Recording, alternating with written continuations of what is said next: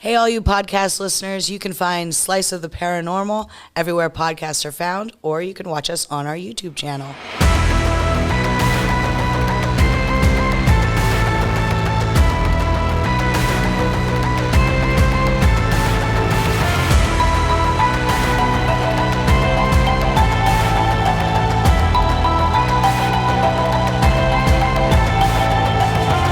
Hey, hi. Hello there, and here we are again. Slice of the Paranormal coming at you.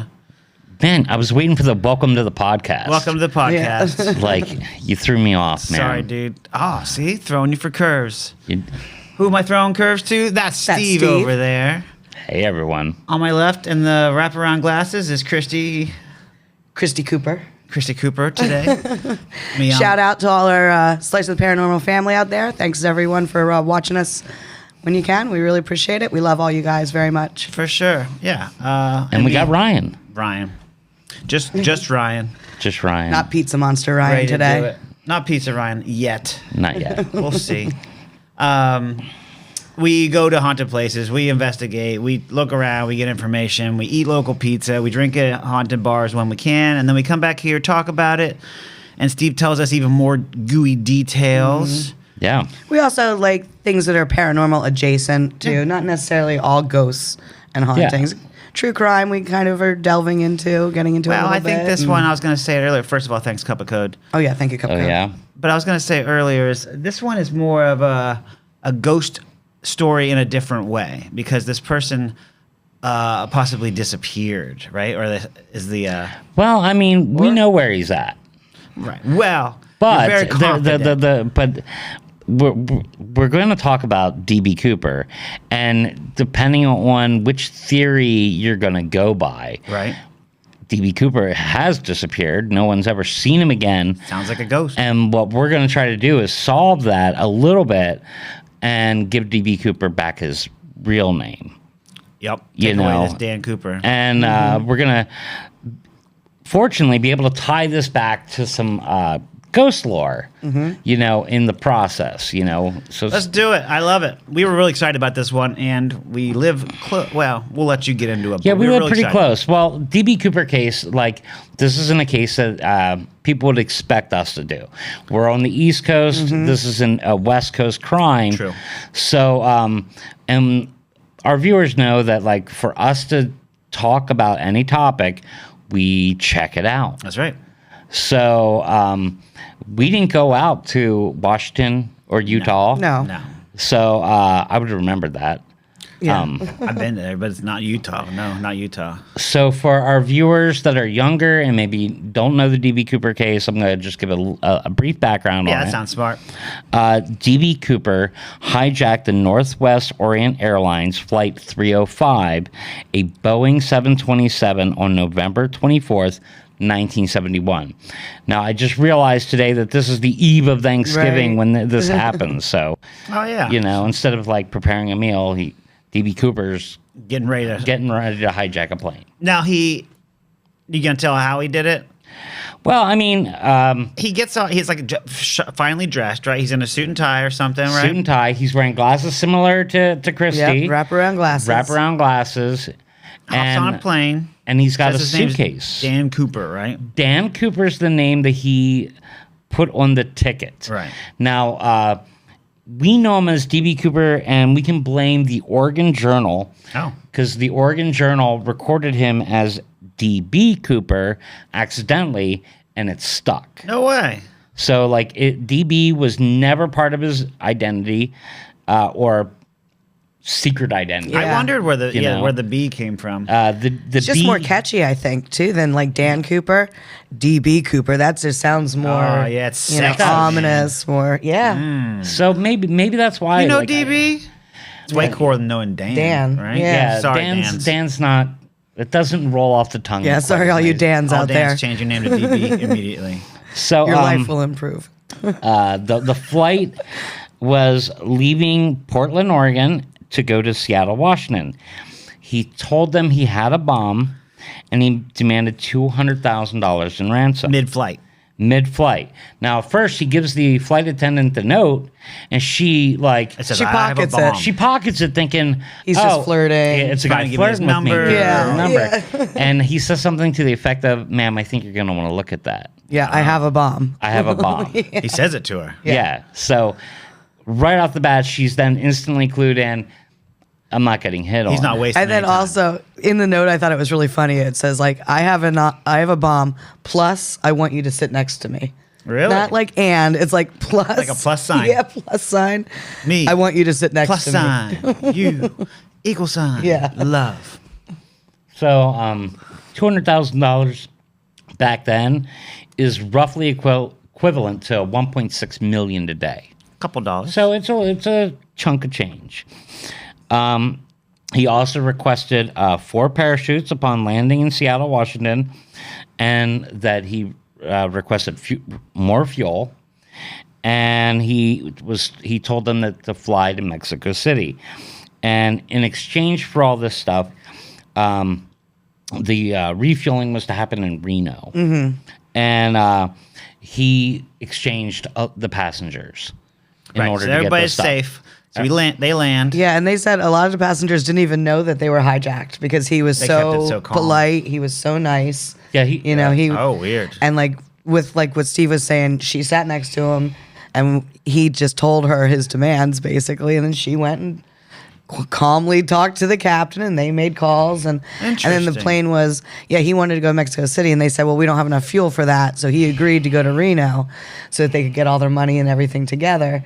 And I guess the plane actually like flew around for 2 hours while they were trying to get everything ready. On the ground. Yeah, but again, the people were they had no idea that they were in any kind of danger at all. Interesting. And I want to ask you, do you think he really had a bomb, or do you think he just like glued 6 red sticks together with a clock on it? I don't think he had a bomb. I don't either. Because in the second hijacking, which I'll talk about later, I'll explain why I think it was a decoy. Yeah.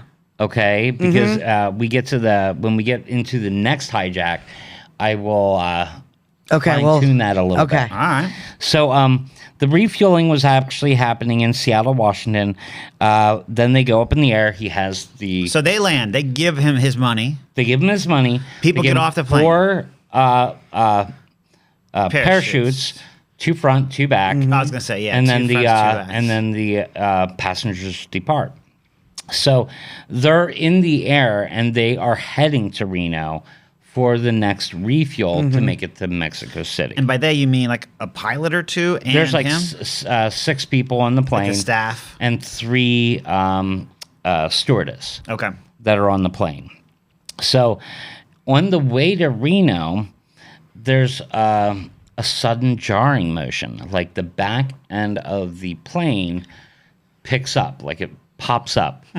And they think that D.B. Cooper jumped off the rear stairs, which was the way to exit the plane. That he had told them, you got to lower the landing gear, and he himself lowered the staircase that comes out the back of the plane. Okay. They think when he jumped off the stairs that they rebounded back up and hit the plane with such force, it made the back of the plane kind of tilt up a little bit. Oh. So they felt that. So They felt him like jumping. before we get into like him jumping even more, can we say why we have our drinks that we have for today? We forgot to mention that not only was he super polite and everything on the plane, but he sat in the very back row. What was it, 18E. 18E, and he ordered bourbon and sodas, so bourbon and lemon lime sodas, and chain smoked the whole flight before He did. he made his demands. Let's toast to D.B. Cooper. Yeah, thank you for running for the 7-Up there, Steve. I like that you mentioned that ours are different colors. I think that's funny. Yeah, our viewers might notice that the alcohol gets stronger as you get to Christie. Now, he jumps and to an uncertain fate. We roughly have an idea of where he jumps just because of that sudden movement. Okay. But he jumped over a heavily wooded area. And he's drunk, possibly. Possibly. Depends Depends on how much Imagine? he normally drinks. Yeah, that might be normal for him. to Yeah. just He pound was in a heavily wooded area over southwestern Washington. Now, the description of this guy is a white male, mid-40s, dark hair, brown eyes, black-brown business suit, white shirt, thin black tie, black raincoat, brown shoes, carrying a briefcase, and a brown paper bag. So, like I said, Cooper took seat 18E, and there was a crew of 6. There was the captain, William A. Scott, a couple other officers. There were 3 flight attendants, Alice Hancock, Tina, and Florence, and all that. Now, the flight originally left at 2:50 p.m. Pacific Standard Time. Cooper handed the note to Florence. Florence is the girl that gets the first note. And she was seated in the jump seat. That's the one, like... Near the door. Near the door. Yeah. And he, like we said, he said, "Miss, you better take a look at that. Yeah. Because I have a bomb." And he opened the briefcase and showed her 2 rows of 4 red cylinders, assumed to be TNT. Okay. So there was something in the briefcase. Florence was told to alert the flight crew. Mucklow sat next to to Cooper, and the FBI was notified right From away. the plane? From the plane. The parachute. FBI phone in the plane. Well, we might not have had that technology, but I'm you sure they know, just ground control. Like, hey, they Yeah, probably I mean, we're gonna they- need you guys to through contact the FBI. The radio. The parachutes come from Might be a bat phone. Bat phone. a bat phone. Well, yeah, it's got to be red. Came from McCord Air Force Base. The ransom money was 10,000 unmarked $20 bills, starting with the serial number L. Now it says unmarked, but I know it's somewhat marked because we know the serial numbers of the bill. Right. So they're marked by their serial numbers. It was marked Yeah. by the serial numbers. When ransom was received, Cooper released all the passengers. His next demands were the plane should fly at a minimum speed of 115 miles an hour, the landing gear down, and the wing flaps at 15 degrees. And this is to slow it down. Okay. So he knows, just at this moment, he knows a lot about planes. Or at least what speeds he needs them. What speeds he be needs. at to jump he off. knows how much gas they're using, how much they need Yep. for He's gas. done some homework.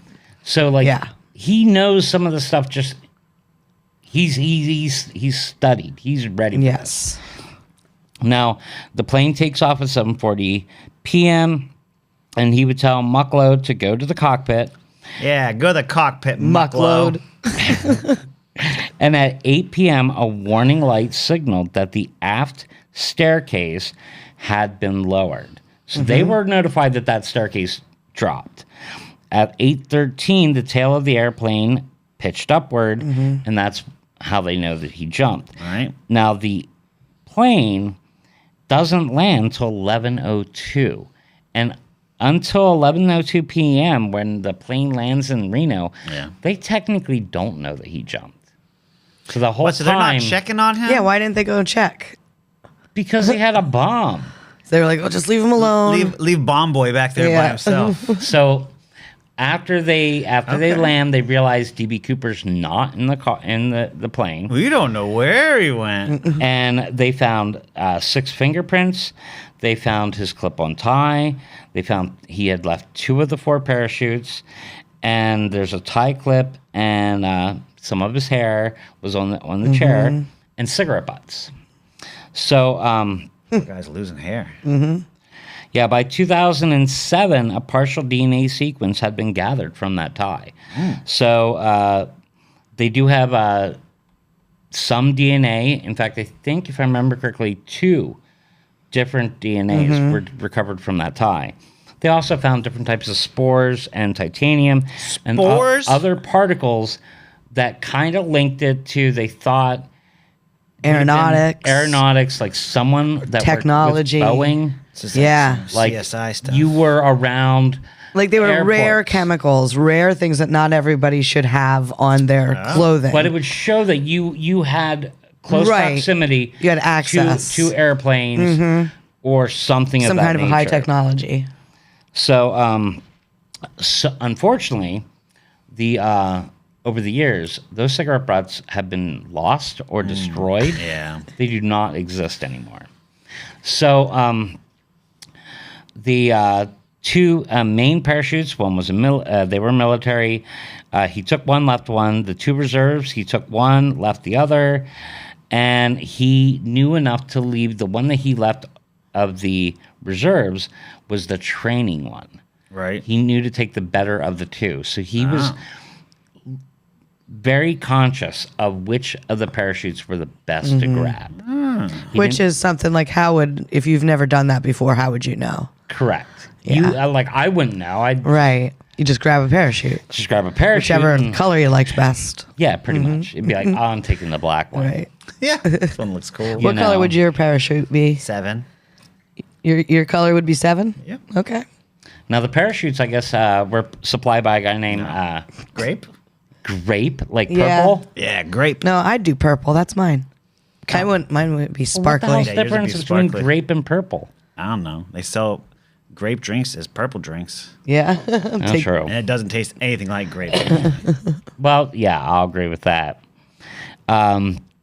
They were supplied by a local pilot, Norman Hayden, who, oddly enough, he dies in a murder that's been unsolved in 2013. Not connected to this, but he's The guy who gave the parachutes. yeah, the local pilot. Oh, wow. Earl Cossey packed all the parachutes, and the parachute left was a model NB6, which means absolutely nothing to Right. me. My favorite model. In May of 1973, the FBI releases a profile of D.B. Cooper. They assume he didn't survive the jump, and that the ransom money supposedly was never spent. Did they look for him at all? Oh, yeah. Yeah. Okay. There was There was a giant search area, Okay. and they did not find him. But he had several hours head start to leave the jump area, you know. I'm just saying if he didn't survive. Yeah. Yeah, so if he didn't survive, you know, that more than likely he'd be easy to find, you know, because there'd be a giant parachute next to him, and, you know. You would think. So I saw there's this guy on YouTube. I think his DB Cooper Sleuth. Yeah. And that's pretty much what he does.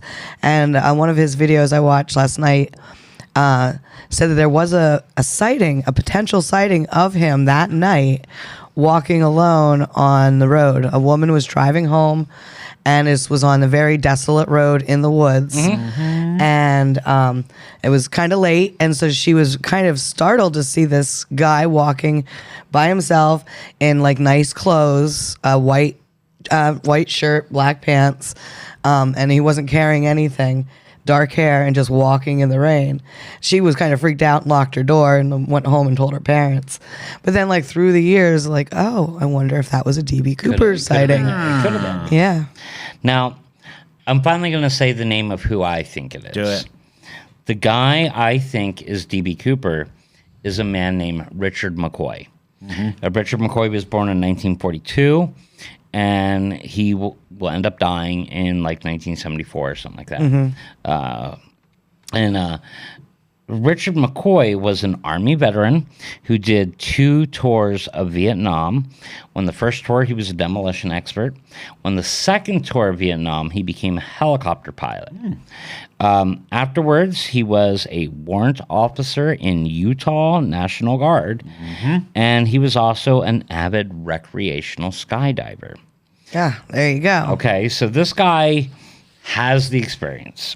On April 7th, he also, in 1972, he hijacked United Airlines Flight 855 in Denver, Colorado.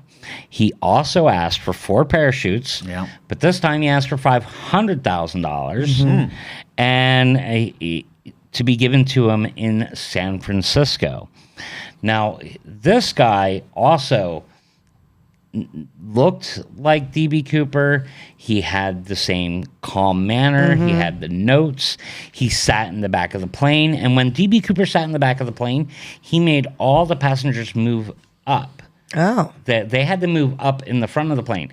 And so did Richard McCoy. Okay. So they have the What was same... the years difference? What was the years? It was like 4 months different. Yeah, DB Cooper's within the case same 6 spawned months. a bunch of copycats afterwards. saw that, yeah. Cup of Code! Today's episode is brought to you by Cup O Code.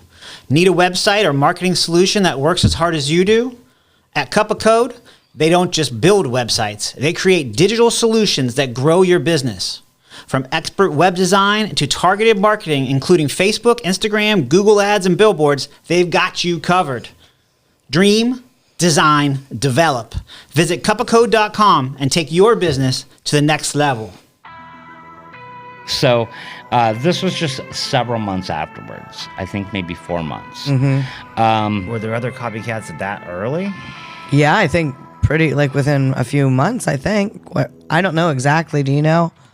I don't know. I know that this hijacking is on April 7th, and he gets arrested on only 2 days later because the police are so upset that they never caught DB Cooper. Right. They're hyper vigilant They're when gonna this get ransom's somebody. happening. Yeah. That they're like, we cannot let this guy escape our grasp. Unfortunately for them, Richard McCoy jumps out of the plane, and they don't find him.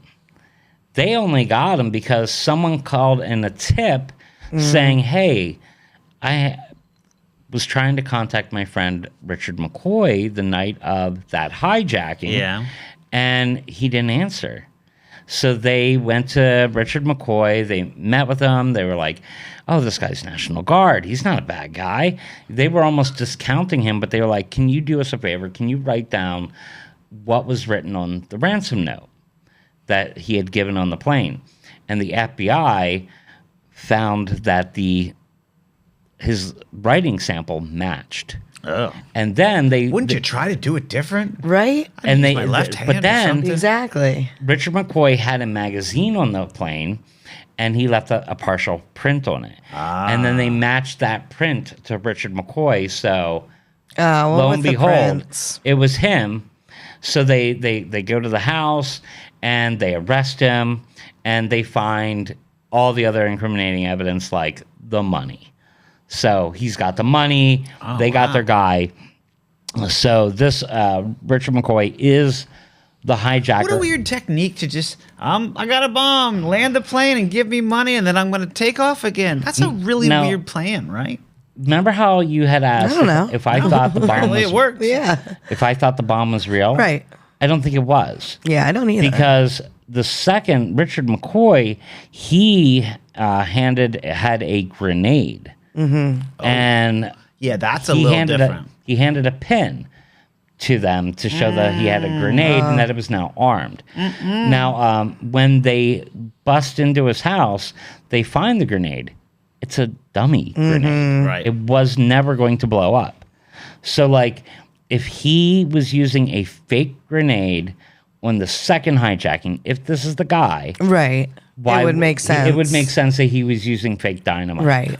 Do you know what name he gave them for that one? I don't. Not off the top of my head. I'm sure he was smart enough not to use Dan Cooper, though. But he probably used another. He probably used another alias. Because back then, it wasn't like it is nowadays, where you have to take off your shoes and have a real ID or anything. You could be any Tom, Dick, or Harry. Are you looking it up right now? I'm going to try. You'll find out for us. Now, he then gets sentenced to 45 years in federal penitentiary. This is McCoy. This is McCoy. James Johnson is what he used. James Johnson. That's what he called himself. Sounds like a porn name. It's got two J's. James Johnson. Or a soap opera name. Aren't they all like Yeah, would be similar a to that? So the reason we get to talk about Richard McCoy is he is sentenced and sent to Lewisburg Federal Penitentiary in Lewisburg, Pennsylvania. The big house. The big house. which is literally the county next door to us. So Lewisburg. I used to work in Lewisburg. yeah. So like he's there and the cops, right before he gets there, he's like, they're not going to hold me. I'm going to get out of here. And like, I'm sure the cops are like, yeah, whatever. They probably hear that from every guy.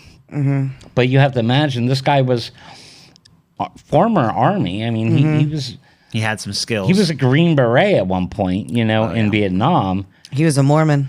And he was a Mormon. In fact, I think he went to Brigham Young University. Oh, really? Is where he was attending, which was a Mormon college. I've heard the FBI and CIA recruit a lot of Mormons for some reason. I don't know why. I didn't know that. Oh, I don't know. We'll have to putting look that out into that. there. Maybe that's a whole Yeah. conspiracy episode on its own. I could see I'm, that. I'm pretty sure it is. Now, he meets up with 3 bank robbers at Lewisburg Federal Penitentiary, and they start formulating a plan to escape. And what he's watching is he's noticing that the garbage truck comes at the same time every day. So they're like, okay, we know. And there's only one guard with the garbage truck because you don't got to really protect garbage.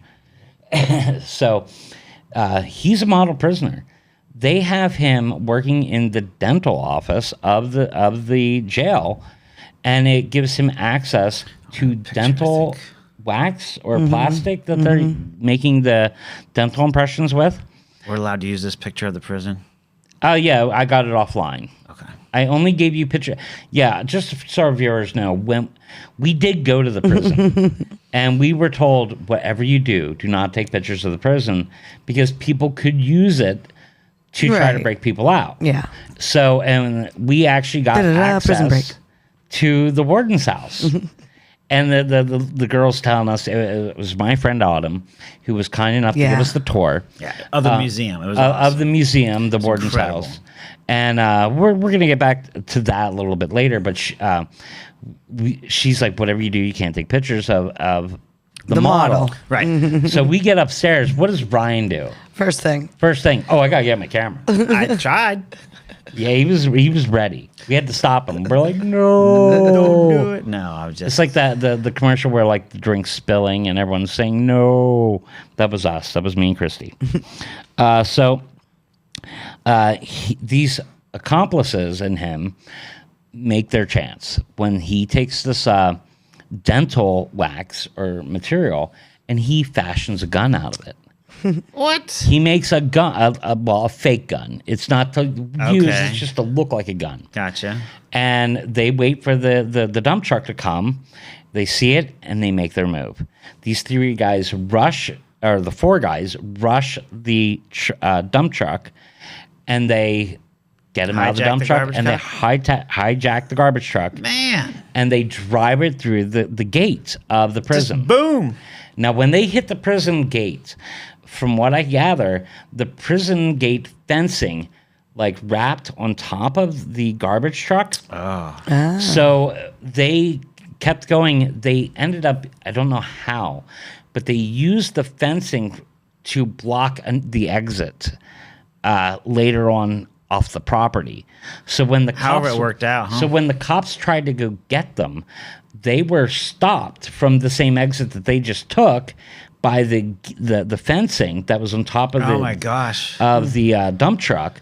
So they had to turn around and use the front gate, which is the gate that we entered the prison in. Yeah. Okay. So So they didn't try and sneak out. They were like, we're just gunning it. We and out. We're going to drive just through gunned the it. gate. And when they left, they went west. See, they should have just been a little bit patient, kept the guy under the gun, and just calmly driven out. Yeah. Hijacking Hide it. 101. Like, did they never watch Annie? Like, that's what you got to hide in the dirty stuff and just sneak out, That way, through the dirty laundry or through the garbage. It would have given them Do more not time. get in the back of a garbage truck. So now they're driving Yeah, around. it could smush you, I guess. Don't do that. They're driving a damn garbage truck, and that's pretty noticeable. Mm-hmm. So Right. There's 4 of them or however many. Yes. yeah, 4 guys in a garbage truck, Not all gonna dressed work. like prisoners. Yeah. So they're driving out west towards, I think it's out near to Bald Eagle State Park direction, and they see a couple leaving a car. So they stop the garbage truck, and they talk to them, and essentially park the garbage truck in the back of their yard and steal their car. We're going to trade you. And get new outfits. They didn't You hurt take them. my garbage truck. Yeah, look. I'll take your car. It's worth a lot more than your car. Square deal. Yeah. But they tie them up. So these people are tied up. They're not hurt, but they can't alert the authorities that they've just been robbed of their car for several hours till they make it free. So I bet the neighbors would think that's a little weird, though. Like, Garbage trucks in the yeah, backyard. what's going Again. on over here? yeah, There's a garbage truck in the neighbor's yard. You'd think it would. Is Richard McCoy like the ringleader of these guys? He's essentially a very smart guy. Right. So they think he is pretty much the ringleader that comes up with the idea, the plan. The other guys are just bank robbers, so that they're Muscle. a criminal element. Yeah. It's just weird that he connects with these guys because he's technically kind of like law enforcement. You know, he's a soldier. He's Right. National Guardsman. He's been on the positive side of the law. In fact, when D.B. Cooper, when they were doing the search and rescue, trying to find D.B. Cooper, supposedly Richard McCoy was one of the guys flying a helicopter looking for D.B. Cooper. Yeah. Oh, man. Possibly looking for himself. That's So too he's- sweet. Possibly, yeah. Not over here. Now, I'm not the first one to mention this. These guys pretty much decide we need money now, so they drive south instead of west. Locally, there's like a 20-mile radius circumference around the prison that they're looking for these guys. Okay. But they have like 3 hours jump on them, so they're already down like North Carolina. Oh, wow. You know, by the next day, and they rob a bank. 3 hours jump? It took them 3 hours to get out of the Well, prison? no. But I'm Oh, just because saying, they didn't know which direction they were because looking. they didn't know Right. what car they were in. Right. After 3 hours, when those people get free, Gotcha. They had can no tell idea. them, Yeah. hey, this is the our car. Right. So then they have something to go on. Okay. So Makes sense. Yeah. they rob a bank in North Carolina. Okay.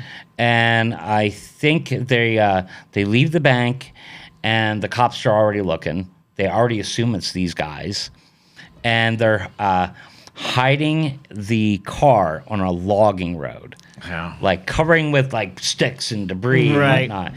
And the helicopter comes overhead, and it sees four guys. The four guys look up. They see the helicopter. They disperse. Oh, man. Looking So- guilty. They catch two of the guys, but they don't catch D.B. Cooper and the other guy. So D.B. Cooper once again is free. You mean McCoy? Or McCoy. Richard McCoy, Right. Okay. or D.B. Possibly Cooper, DB. possibly D.B. Cooper. Yes. So they then rob another bank. The two that are left. Two that are left. They rob another bank, and oh wait, I don't think it. Oh, wow, man. Just robbing a lot of banks is crazy. Yeah, It's back before like cameras everywhere. It was it's a lot easier. much easier. Yeah. So now it's just D.B. Cooper, Richard McCoy and this other guy on the lam.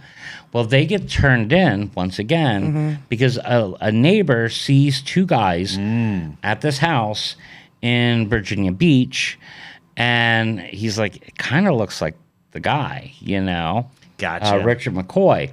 So the FBI goes to the house, I have a and picture they're too. at the house, staring at the house from the next door neighbor's house, and they look at it for 2 nights and they don't see any activity. So they break into the house and they notice that there's guns at every window, and they opt to stay inside the house and wait for them to return. Look at that. So Richard McCoy then goes into the house, and he's fumbling with his keys at the door. There's FBI agents across the street watching him. Right. And when he opens the door, they yell, Surprise! Stop, surprise, Happy birthday. party for you. And he goes for a gun, and they shoot him in the chest, and he drops down dead. His accomplice is in the car. They were parking like a block away and walking to the house. Sure. He's He's like, off. "Brr." He's like, Yeah. I'm out. And they catch him very shortly after. Yeah. So he goes to jail. Now, Did he go to Lewisburg too? I don't know if he went to Lewisburg after they caught him. Yeah. They might have sent him somewhere else. But back then, Oh, that Lewisburg was a maximum security prison. Mm-hmm. So, I mean, that might have been where they would have sent him. Yeah. I'm right back there. Now, I'm not the first person to think that Richard McCoy is the guy. In 1991, a book called D.B. Cooper, The Real McCoy comes out. It's written by Clever a title. parole officer, Tricky. Bernie Rhodes, and an FBI agent, Russell Kalam. And the proof, hijackers were the same. McCoy family says that the tie and mother of pearl tie clip were Richard McCoy's. Oh, like claiming actual. They claim that the family says it was McCoy's, or like his kids do. His kid is also Richard McCoy is actually Richard McCoy II. Oh. And his son is Richard McCoy III. So, Yeah, don't they have the parachutes or something? yes. Okay. Well, the mom essentially is very upset that she's implicated in this book. It's saying that she must have been the getaway driver for really? the both of the hijackings. That's how he got it out. Okay. So they think that they allude that she was involved somehow. Interesting. That she knew what was going on. So she actually sues them, and they settle out of court or whatever. Now in 2024, the McCoy children said their father D.B. Cooper was. That their father, Richard McCoy, was D.B. Cooper. And it's because they were going through their mother's property after she dies. Okay. And they found the parachute that D.B. Cooper used in the first hijack. Oh, no way. How are they now? Because the parachute was heavily modified. It was one-of-a-kind parachute. It's like different stitching used in parts of it. Not only stitching, but they like the pole was on the left normally, and the guy had changed it to the right. There was a certain release harness that was made there, so Yeah. they could cut it off so that you could use a reserve chute. There was like a whole bunch of modifications, and this parachute has every single one of those modifications. Interesting. It's literally a 1 in a million thing for it to match. So now, like, you can look on YouTube and find Richard McCoy's son talking about the parachute and talking about him talking to the FBI.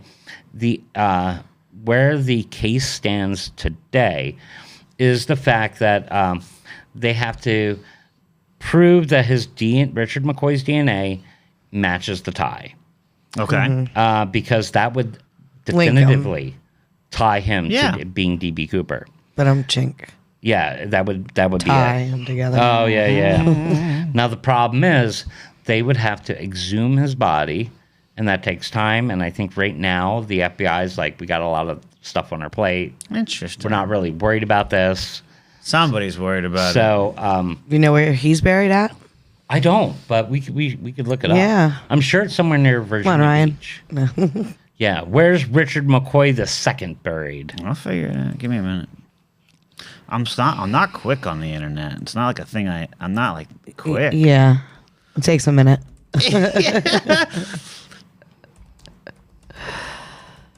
So it was 2022 that Shantae and Richard McCoy III found that parachute. Yeah. Is the actual year that they found it. So we're here in North 2025. It's like 3 years later, and we're still waiting. Well, what happened to all the rest of the money, too? I know they found like $5,000. A kid found it in Yes, the bank of a river. in the bank of a Columbia river, I think. It was 1980. Right. A kid was playing at the bank of a river, and he found $5,800 of the D.B. Cooper money. Right. It's very much deteriorated, but somehow you could still read the serial numbers on almost all the They bills. think it was buried naturally, that it wasn't Could have been washed there. So it makes you wonder, when D.B. Cooper or Richard McCoy jump, did he drop the duffel bag?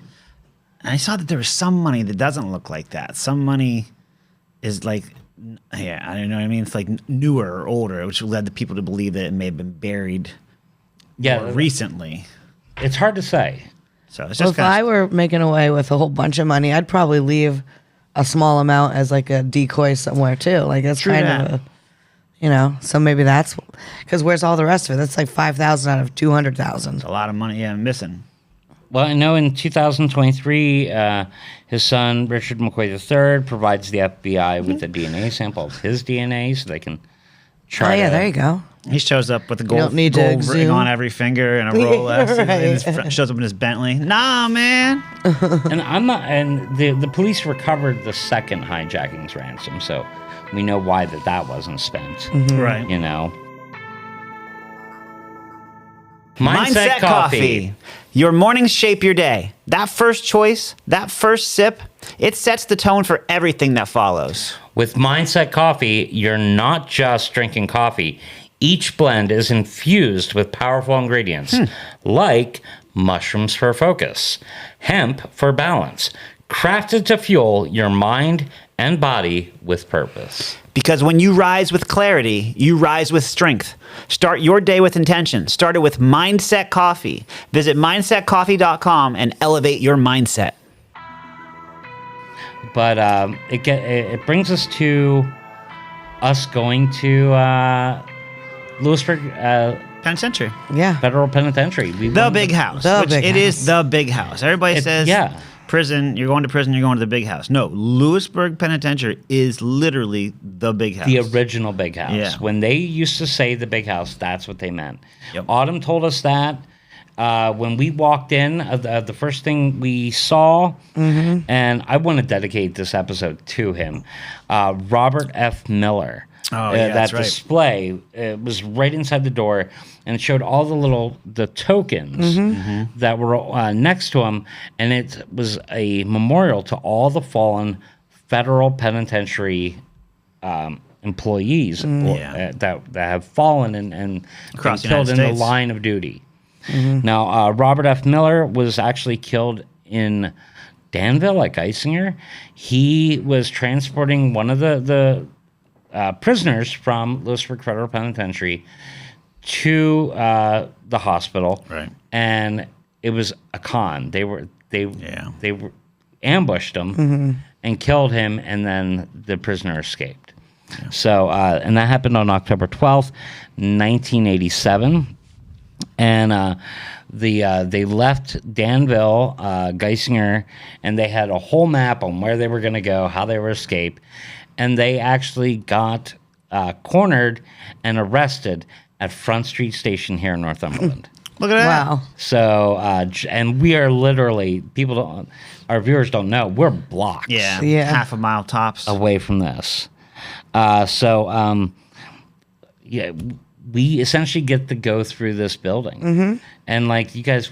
So many cool stories. It was just awesome. I mean, Autumn has so much knowledge. I mean, she went to college for this. Like, she knew it was her and a person named Cotterall that actually designed that museum. So she wasn't just touring us through it. Her and Cotterall set up all the displays. Yeah, it's really cool. They made it what it is. So we got to see, like... I mean, you know it's a cool museum if she's saying, don't touch that one, it might still have blood on it. Yeah. Yeah, like I said... You know that's a cool museum. Yeah, like we went into a room full of, like... Murder weapons. Murder weapons. Yeah. I mean, there's, like, hundreds of shanks, Oh, Yeah. anything you can think of. spears made out of rolled paper. Yes. All kinds of stuff. So, The soap head, which was obviously yes. a sex toy. That was disgusting. With the open mouth. Yes. yeah. And then the one thing she showed us artwork, like crafts that these people make. Yeah. Woodworking and painting and... People taking chip bags and making purses for their girlfriends. Oh, it's gorgeous. That the chessboard made out of paper by the Aryan Nation, like, it was beautiful. Actually, it was incredible The detail. artsmanship. Yeah. Yeah, it'd be made out of paper, rolled paper. Now, upstairs in this building, she's showing us all through the rooms, and she has a wall full of all the other inmates that have been there. And I mean, they had some pretty big names. Yeah. Like Whitey Bulger, who, mafioso, played by Johnny Depp. Oh, okay. Yeah. John Gotti was there. Not for long. At Lewisburg. At Lewisburg. He was there from 1969 to 1972. Oh, was he? Okay. Whitey Bulger was there from 1963 to 1965, so only 2 years. Jimmy Hoffa was there from 1967 Oh, yeah, I got pictures of him too. Where's that one at? to 1971.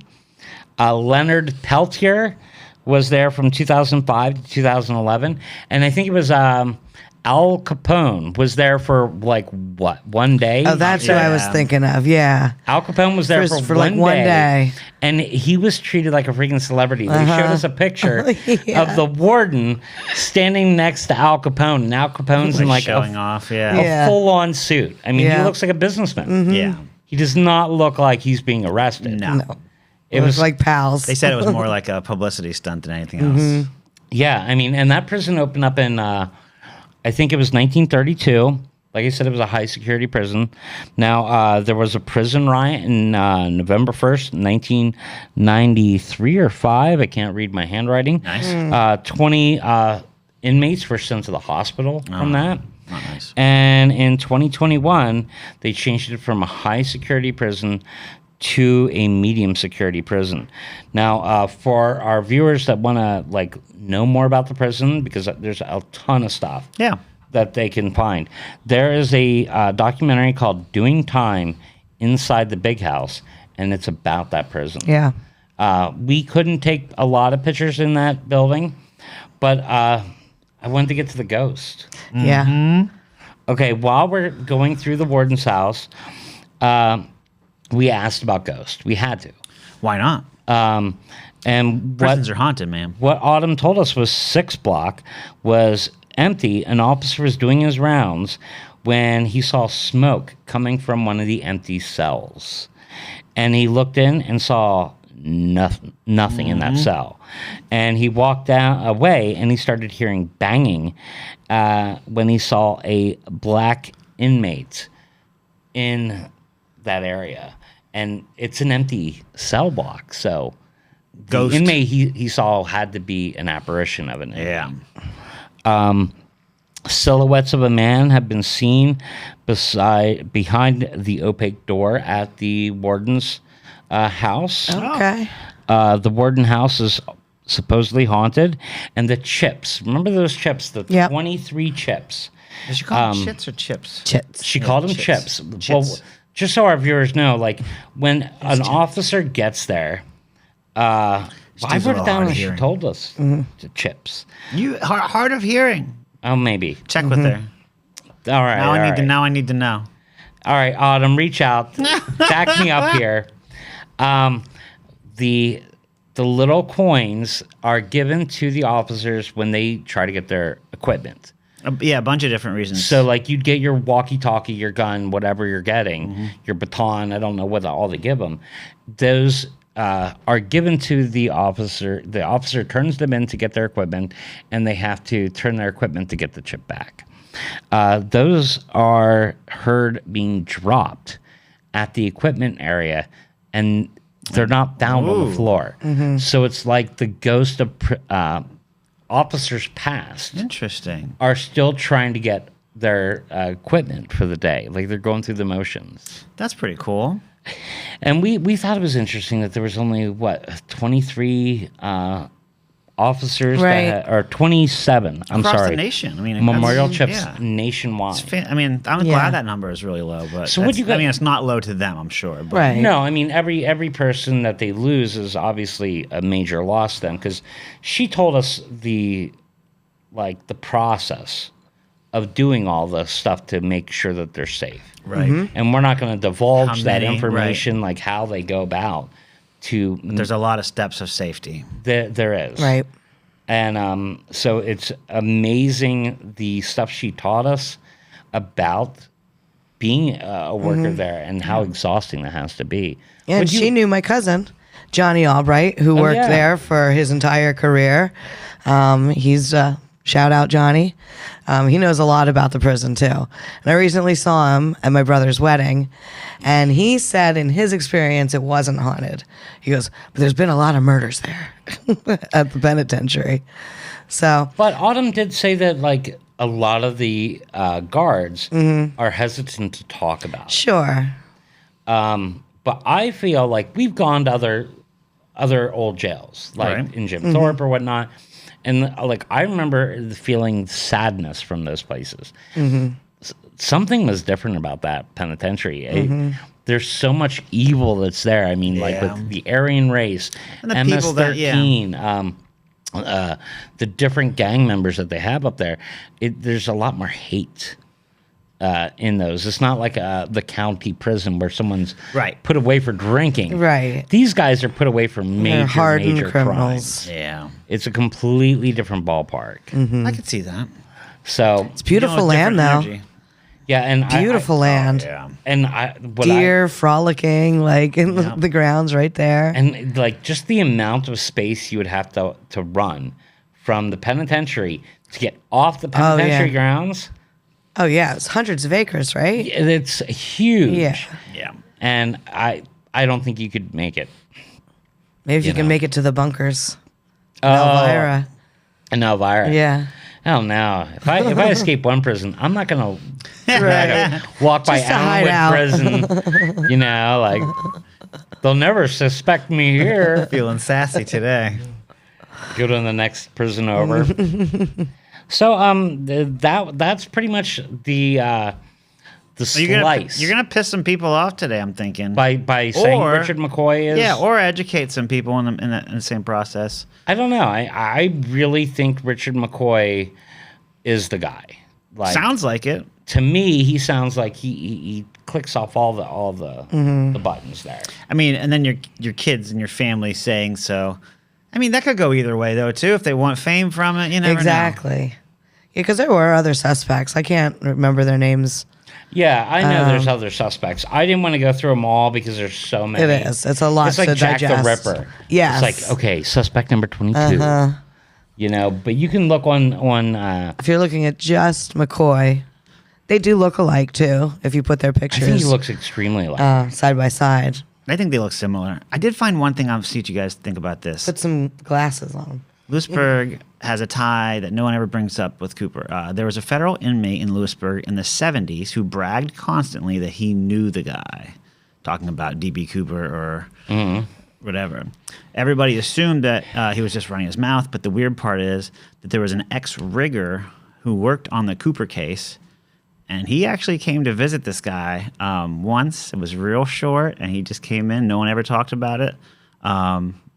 No file, no report, just that one single visit. It's just kind of weird, right? Like, why would he? I don't know. It just sounds. I think he's the guy. I think. Yeah, it really sounds like it. And I tried to validate this, that when the FBI officer killed Richard McCoy, I heard from other sources that he said something to the effect of, I killed Richard McCoy and I killed D.B. Cooper. Oh yeah. You know? And I wanted to find out which officer said it. Yeah. I want to validate that. I don't want to throw that out there as if it's fact without being able to find out, you know, when it was said. Did he say it on a podcast or an interview? I don't know. So, Gotcha. once again, there's still more things to search out. Yeah, do your homework. Don't listen to us. Yeah. When we post this, we'll put all the sources on it. I'll put as many pictures as I can. Yeah. Even the soap head. I don't have a picture of the soap head. I have a picture of the soap. Of let's- course you do. Of course he does. We'll have to put that out there. Yeah. It's just creepy. Gotta put it up. So Lewisburg, we'll be back to Lewisburg because there's some other stuff there we want to go visit. Oh yeah, definitely. But we went up just for this. We got the invite to tour the museum and could not turn it down. No. And again, she was super nice to us. And it was Just scary as hell. Like I was nervous going on into federal. the prison. Yeah. You know, Me, like not so much apparently. I'm like, what the hell? But then we got pizza at a pretty close by place, Tonino's. Tonino's Pizza in Lewisburg. I think Tonino's might actually be a little bit of a chain. Is it? I don't know. I've seen other Toninos. I don't know if that means it's a chain, but Yeah, but it's an Italian name, Ryan. true that. You know, Couldn't possibly be a chain. It could. could be a chain, but I mean, We went to the one in Lewisburg, Tonino's Pizza in Lewisburg. I've heard good things about this pizza. It's in a shopping plaza, small place with some outdoor seating, which I liked was very nice. Very nice staff. They had slices available, but we got the SOTP special, which is AKA a large half cheese, half pepperoni. Stephen was so excited to eat his piece that he picked it up when it was fresh and hot out of the oven, and all of his toppings and cheese slid right off onto another piece. how pissed off I was. I got a picture. That's We'll put that right. up on social media so too. mad. We were so mad. I got a picture of your face and the pizza. It's awesome. Oh, great. You're very saddened. I think then I It pick was up. so hot. You got another one. Didn't I pick another slice? I was like, fuck that slice. Oh yeah, that one's done. You don't need that one. Yep, we just gave you a fresh one. 3.75. So the fresh one was good. 3.75 out of 5. Really flavorful pizza. Very meaty pepperoni. The only problem I had was structurally when my slice ripped in half and I lost half my toppings. Cheese and sauce was perfect. Cheese may be one of the best mixes I've ever had. Steve, Okay. and then I have in parentheses, Steve, why the lower score with all these kind words? It's a 3.75. It fell Was it apart. just? It's because it fell apart and it just crumbled your whole opinion of it. Oh my god, yeah, like Oh, that. man, Tonino is too hot. Apparently, You got to do something structurally. It's got to hold together. It's got to be edible. Even if it's good, you got to be able to. if it's fresh out of the Yeah, it oven. might be a little bit your fault because you couldn't thinking- wait just to user give it error. a minute. Yeah, There is no user error. it's pizza. We are pizza pros by now. You would think, Right, and Like- we know to let it sit a minute. Yeah, that's why I let mine. Exactly. That was The eye roll. Was it the first? It was the only pizza. It that was. day. It was no. We had 2 pizzas that day. Did we? Yeah, so we went to that cozy little yeah, restaurant yeah. then. We went to the other one in Watsontown. So, no, I'm holding them accountable to make us a more structurally sound pizza. So your score could go up. It could go up. Slice it really well. Maybe the tip was connected to the other slice, and that's why it came apart. Could be slicing. Okay. So I'm thinking I'm on the. slicing issue. I think it was a slice. slicing issue. It was a slicing issue. Slight slicing Getting situation. very critical now. I love it. Like, hey, listen, you gotta slice Out that. of 5 really points, well. Just you're aiming slice for it the up. most. Slice it better. You know, I go there all the time, so whatever. They have good food. Fair enough. I'm just teasing you. 2.75 out of 5 for the Christie. So lower than that. Yeah, I I'm wasn't giving, loving it that day. No, I'm giving this. I'm giving it this score because I've had this pizza before and I feel like it was better than we ate today. I thought the cheese slice was very bland. I added salt, garlic, and parmesan, and it still didn't help very much. The pepperoni was thick and flavorful for me. But for me, it just didn't work on this pizza. So the pepperoni Yeah. was good. Yeah, but I think it was too meaty, too thick. I think it was a possibly. really thick Yeah. pepperoni. Little meat. Yeah, and I think like I remember having that pizza before at work and stuff, and it's always been like I Solid. would, definitely put it above Domino's, But for some reason that day it just wasn't Maybe it wasn't the day. the day for it. Well, that's how we score it. Yep. 3.5 out of 5 for me. So it must have been decent. Yeah. I mean, I'm. Yeah. Although, who knows? 3.5 out of 5. Great tasting slice. Could have used more cheese, maybe in my opinion, because the cheese flavor was awesome. Great tasting sauce. Crust was floppy. So that's a big part of all of ours. Crust was floppy, but good taste. I didn't enjoy the pizza bones personally, but would have eaten them if I was hungrier. So I didn't eat the pizza bones. That's a bad sign if I'm not eating the pizza bones. Can I just point out that you just threw me under the bus for Yeah? 375. for a I love it. 375, and I was the highest out of all Yeah. y'all. It's compared to what you said. I'm right. just reading what I wrote that day. All right. I But- didn't throw you under the bus, but I do think it's funny. I will say this though, their other food, I get their food there a lot, is amazing. Yeah. Your Like- normal review sounds like this: solid pizza, cheese was good, right? This review sounds like this: really flavorful pizza, very meaty pepperoni. You've already got more words in those first 2 blurbs. You know what I'm saying? So then I was like, Steve, why are you giving us high praise and giving a low score? I'm thinking because I think that they have done so well on Same as everything Christie. else. All they need to do is slice it better and make it more structurally sound. And that is definitely going to put it up in 4.0 territory for me. I like that. Well, Tony knows. Reach out. Hey, we'll take free pizza. We like it. Yeah. Redeem yourself. Yeah. You want a chance at a new score? Yeah. Yeah, We'll take some exactly. free pizza. I don't know if we'll be back because we have 7,000 other pizza places to hit. But I'm sure we'll eat there eventually. Yeah, You're we'll local. be You're local. there. We'll eat there again. And those are good scores. Those aren't even bad scores. So we're just being whatever here. Picky. Yeah. Yeah, picky's the word. Anything else from Lewisburg and the penitentiary, the big house? No, I mean, I think that's pretty about much it. Yeah. Thanks everybody again. Thank you to everybody watching. Keep subscribe, hit the notification, and join us next time you crave a slice of the paranormal. And thank you, Cup of Code. Yay. Cheers. Cheers. This podcast was produced by Stone State Entertainment.